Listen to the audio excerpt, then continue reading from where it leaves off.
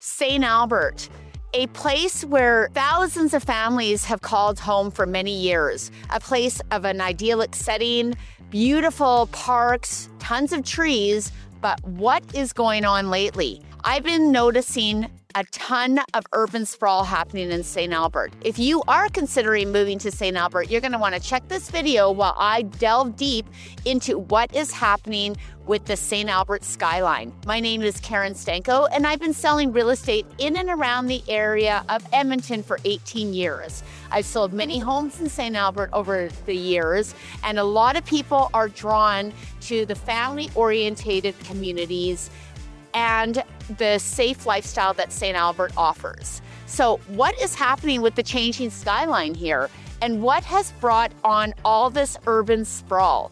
I've been curious about it. For the last 5 years, I drive by this area and I've noticed a huge amount of change in it, and it has me concerned. So I'm curious, as a St. Albert resident, are you concerned as well? So is this urban sprawl that is happening in St. Albert happening too quickly?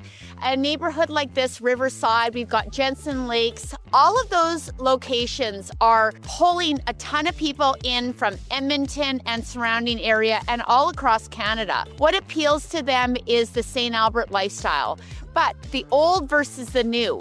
The older neighborhoods had a lot of character to them. You know, a lot of the homes were built in the 80s, 90s, 2000s. They were tree lined, they had parks near them.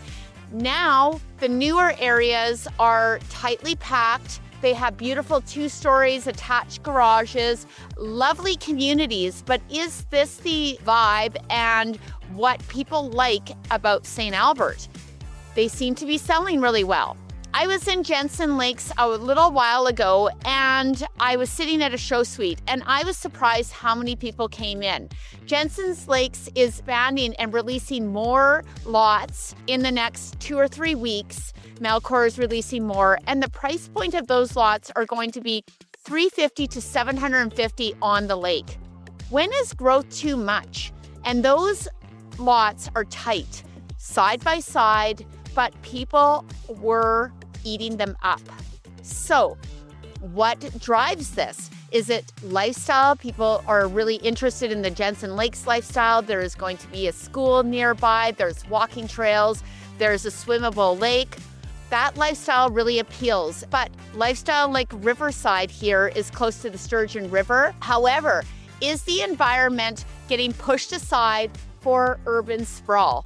That is the question. And who is paying the price? St. Albert is getting a huge tax base by all these developments, but they keep on annexing more land and bringing it in, and it is expanding across the road and all around in this area, and there is no end in sight. So is the environment and is the appetite for new homes like this going to continue in the future as we move on into 2026 markets? So let's explore that. So here we are right in the middle of a street in Riverside where buildings are going up left, right, and center. Now, what is driving this growth? A lot of it has happened over the last 5 years with it being a seller's market in Edmonton and surrounding area. Tons of people moving in from out of province. But the big, I think, drive in it is the dream to live in a big home that's brand new and living in St. Albert. In the older communities, you can't get this. However, are you losing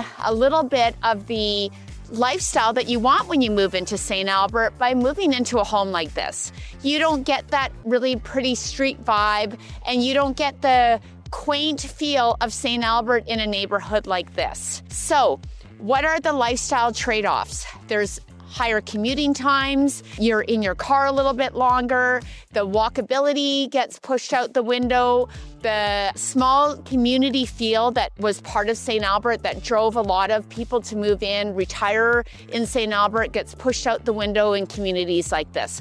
However, the demand is there. These homes are selling, and they sell at a very high premium price. Now, people have always said, but there's high taxes in St. Albert, but there's really, really good incentives and very good services in St. Albert. And as an Edmonton taxpayer, I'm here to tell you that the taxes are almost on par with Edmonton nowadays. So if you are choosing, which do you choose? Edmonton or St. Albert? Pros and cons of the St. Albert sprawl. Would you choose an older neighborhood in St. Albert or a new neighborhood like this? The drivability, the sprawl, all of these things, the lack of beautiful parkland, the mature trees, the older schools, everything that drew people to St. Albert is a little bit missed in a community like this. But the new shiny house always appeals. What appeals to you? I'm curious. And is this the new St. Albert? Is this what we're going to see more of? And when is this enough?